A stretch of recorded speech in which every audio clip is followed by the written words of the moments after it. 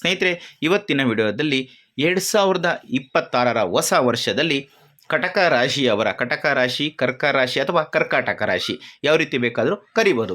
ಕಟಕ ರಾಶಿಯವರ ವರ್ಷ ಭವಿಷ್ಯ ಯಾವ ರೀತಿ ಇರುತ್ತೆ, ಗ್ರಹಗಳ ಸ್ಥಾನ ಯಾವ ರೀತಿ ಇರುತ್ತೆ, ಅದರಿಂದ ಏನೆಲ್ಲ ಪ್ರಭಾವಗಳನ್ನು ಬೀರುತ್ತೆ, ಏನೆಲ್ಲ ಬೆಳವಣಿಗೆಗಳು ಆಗುತ್ತೆ ಅನ್ನೋದ್ರ ಬಗ್ಗೆ ಇವತ್ತಿನ ವಿಡಿಯೋದಲ್ಲಿ ಸಂಪೂರ್ಣವಾಗಿ ತಿಳಿಸ್ಕೊಡ್ತೀನಿ.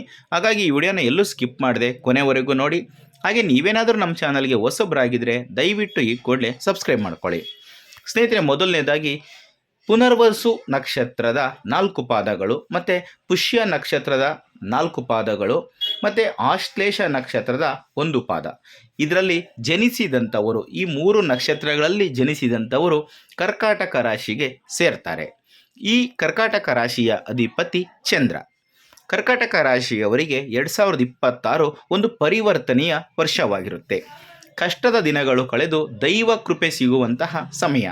ಶುಭ ಸುದ್ದಿ ಏನು ಅಂತ ನೋಡೋದಾದರೆ, ನಿಮ್ಮ ಕಷ್ಟದ ಅಷ್ಟಮ ಶನಿಯ ಕಾಟ ಈ ಸಮಯದಲ್ಲಿ ಮುಗಿಯುತ್ತದೆ. ಅಂದರೆ ನಿಮಗೆ ಕಷ್ಟ ಕೊಡ್ತಾ ಇರುವಂತಹ ಅಷ್ಟಮ ಶನಿಯ ಕಾಟ ನಿಮಗೆ ಸಂಪೂರ್ಣವಾಗಿ ಮುಗಿಯುತ್ತೆ. ಇದು ನಿಮಗೆ ದೊಡ್ಡ ನೆಮ್ಮದಿಯನ್ನು ಕೊಡುವಂತಹ ಸುದ್ದಿಯಾಗಿರುತ್ತೆ. ಆದರೆ ಈಗ ಅಷ್ಟಮ ರಾಹುವಿನ ಸರದಿ ಪ್ರಾರಂಭವಾಗುತ್ತೆ. ಅಂದರೆ ನಿಮ್ಮ 8ನೇ ಮನೆಯಲ್ಲಿ ರಾಹು ಬಂದು ಸೇರೋದ್ರಿಂದ ಅಷ್ಟಮ ರಾಹುವಿನ ಸರದಿ ಪ್ರಾರಂಭವಾಗುತ್ತೆ. ಇದು ಸ್ವಲ್ಪ ಆತಂಕಕ್ಕೆ ಕಾರಣವಾಗಬಹುದು, ಕೆಲವೊಂದಷ್ಟು ಬದಲಾವಣೆಗಳನ್ನು ಕೂಡ ತರಬಹುದು. ಆದರೆ ಭಯಪಡುವ ಅವಶ್ಯಕತೆ ಇಲ್ಲ. 2026 ನಿಮಗೆ ಒಂದು ಅದ್ಭುತ ರಕ್ಷಾ ಕವಚವನ್ನು ನೀಡುತ್ತೆ. ಜೂನ್ನಿಂದ ಅಕ್ಟೋಬರ್ವರೆಗೆ ಗುರು ನಿಮ್ಮ ರಾಶಿಯಲ್ಲೇ ಉಚ್ಚನಾಗಿ ಇರುತ್ತಾನೆ. ಇದು ಪ್ರಬಲವಾದಂತಹ ಹಂಸ ಮಹಾಪುರುಷ ಯೋಗವನ್ನು ಸೃಷ್ಟಿ ಮಾಡುತ್ತೆ. ಇದು ನಿಮಗೆ ನಿಜವಾದ ದೈವ ರಕ್ಷಣೆಯ ವರ್ಷವಾಗಿರುತ್ತೆ.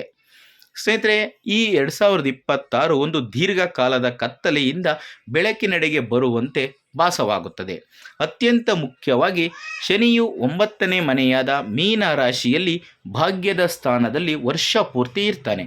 ಅಷ್ಟಮ ಶನಿಯ ಸಂಕಷ್ಟಗಳ ನಂತರ ಈ ಸ್ಥಾನವು ನಿಮ್ಮ ಅದೃಷ್ಟ, ಆತ್ಮವಿಶ್ವಾಸ ಮತ್ತು ಮುಂದಿನ ಜೀವನದ ದಿಕ್ಕನ್ನು ಸರಿಪಡಿಸಿಕೊಳ್ಳಲು ಸಹಾಯವನ್ನು ಮಾಡುತ್ತದೆ. ಇದು ಧಾರ್ಮಿಕ ಕಾರ್ಯಗಳಿಗೆ, ಗುರು ಹಿರಿಯರ ಸೇವೆಗೆ ಮತ್ತು ಭವಿಷ್ಯದ ಯೋಜನೆಗೆ ಏಳಿ ಮಾಡಿಸಿದಂತಹ ಸಮಯ. ಮುಖ್ಯವಾದಂತಹ ಸವಾಲು ಅಂದರೆ, ರಾಹು ಕುಂಭ ರಾಶಿಯಲ್ಲಿ ಅಂದರೆ ನಿಮ್ಮ 8ನೇ ಮನೆಯಲ್ಲಿ ಅಷ್ಟಮ ಸ್ಥಾನದಲ್ಲಿ ಇರ್ತಾನೆ.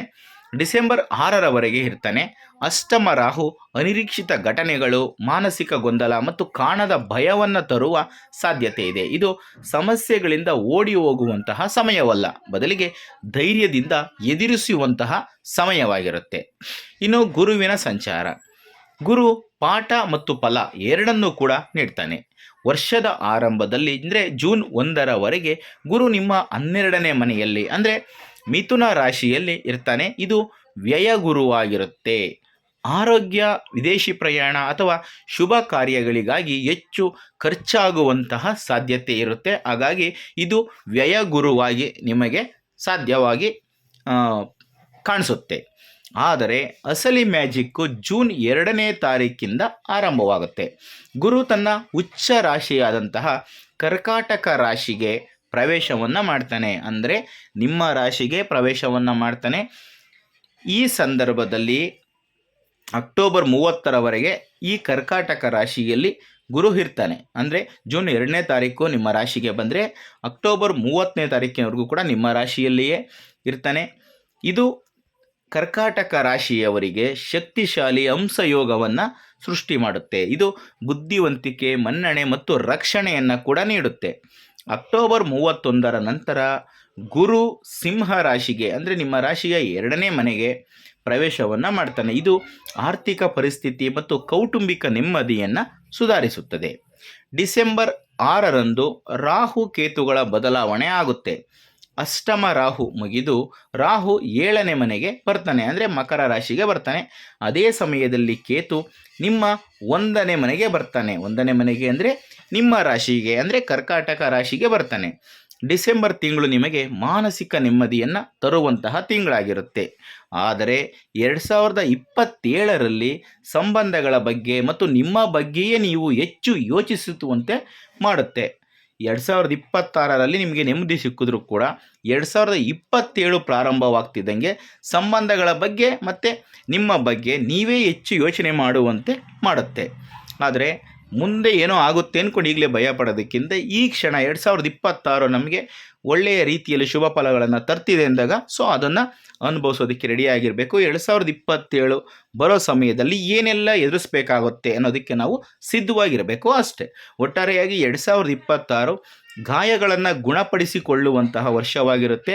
ನೀವು ನಿಮ್ಮ ಭಯವನ್ನು ಎದುರಿಸುತ್ತೀರಿ, ಅಂದರೆ ಅಷ್ಟಮ ರಾಹುವಿನಿಂದಾಗಿ ನೀವು ನಿಮ್ಮ ಭಯವನ್ನು ಎದುರಿಸುತ್ತೀರಿ, ಅದೃಷ್ಟವನ್ನು ಮರಳಿ ಗಳಿಸುತ್ತೀರಿ. ಏಕೆಂದರೆ 9ನೇ ಮನೆಯಲ್ಲಿ ಶನಿ ಇರುವುದರಿಂದ ನೀವು ಅದೃಷ್ಟವನ್ನು ಮರಳಿ ಗಳಿಸುತ್ತೀರಿ ಮತ್ತು ದೈವ ಕೃಪೆಯನ್ನು ಕೂಡ ಪಡೆಯುತ್ತೀರಿ.